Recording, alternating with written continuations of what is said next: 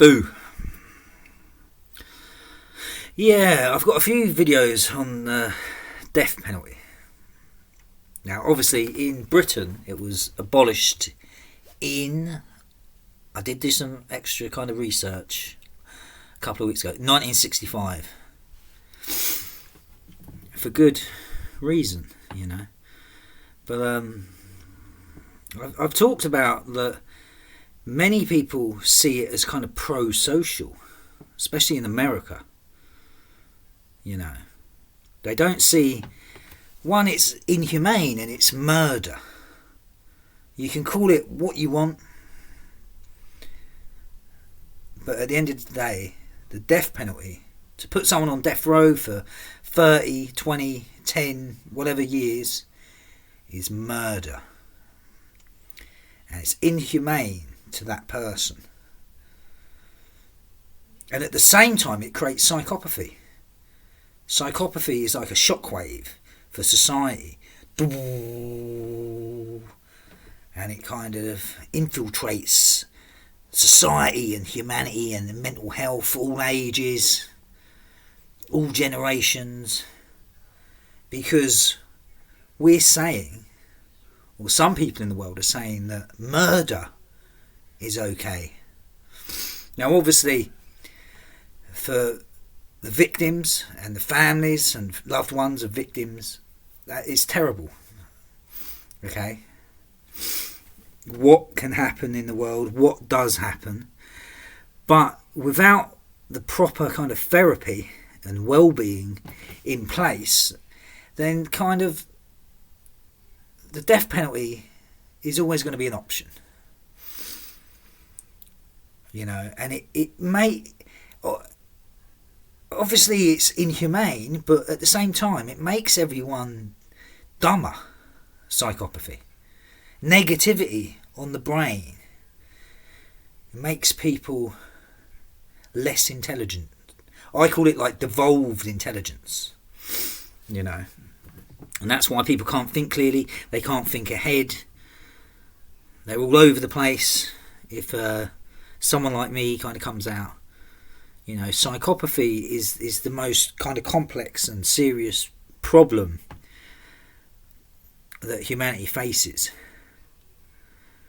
So yeah, I have been thinking a bit more about the death penalty and trying to work on that throughout my career, because it needs to go. My experience of the prison system in Britain was, what happened was I didn't tell the judge or the police what was happening with me being ostracised and blacklisted, because part of me, to be honest, wanted a rest. I wanted to do my time. I've dealt with my offence and I've took responsibility for my offence, because at the end of the day, you know, I have to take responsibility, and I want to take responsibility, no matter what else was going on. So it's been a month now since I've been out of prison. But yeah, certain things do, I think, need to change, but all be tweaked in kind of British prisons. I don't think prisoners get enough wages. I think minimum it should be like £25 a week. And maybe one day we can find the money, or I can speak to someone about that.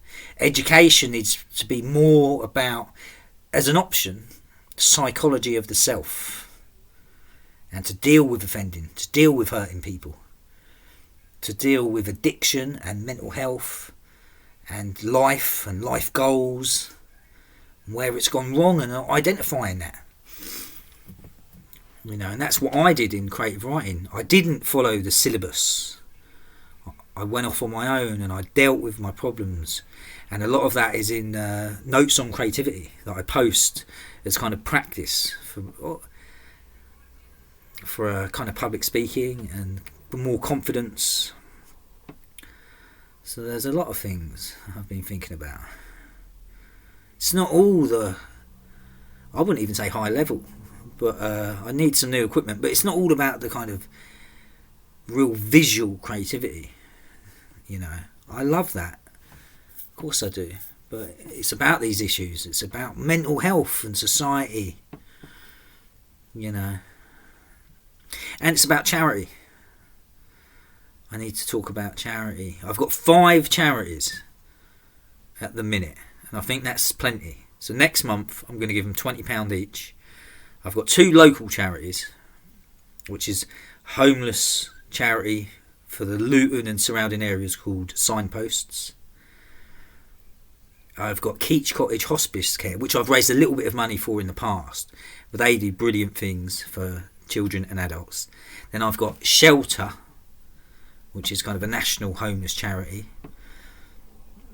I went to see the seals in pupping season a couple of weeks ago, and I got talking to one of the ladies, and she was explaining a bit. So one of my charities is Friends of Horsey Seals. It's a local spot near where I live.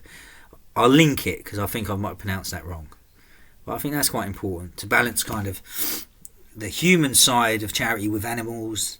And then I've got, you know, WWF Save the Tigers. Is that 5? I'm not sure. Obviously I kind of specialise, if you want to call it that, in mental health. So I feel like one day, this isn't about finding an audience at the minute. This is about finding my feet. And I've stabilised the last month. Getting out of prison messed me up that first week. You know? Felt I was alright in prison leading up to my release. But obviously I wasn't. Coming back into society and dealing with society. And basically being a member of society once again. You know, so I've had a lot to deal with, and creativity has helped me massively in the last month, because that is my kind of natural therapy. It is to be myself, you know. So anyway, I weren't going to speak for this long. 7 minutes. Look at my hair. As my weight kind of drops, my hair normally grows. I'm vain. And I cut it all off when I realised how kind of overweight I'd become. I know, but it kind of looks a bit better. It looks neater like that anyway. But I'm going to grow my hair. I'm not shaving till Christmas Eve, because hopefully I've lost a stone by then. Maybe I will have 2 pints on Christmas Eve. I don't know. I like to. I'm excited at the thought of having 2 pints, but there is that part of me where, well, that could be very dangerous. You know, if I stopped, fine. It's only 2 pints, so I can get creative with that. It allows me to drift off, and it opens me up creatively to a degree that I can't really get to sober. It's different. But maybe 2 pints is dangerous, and I'm lying to myself. Anyway, see you later.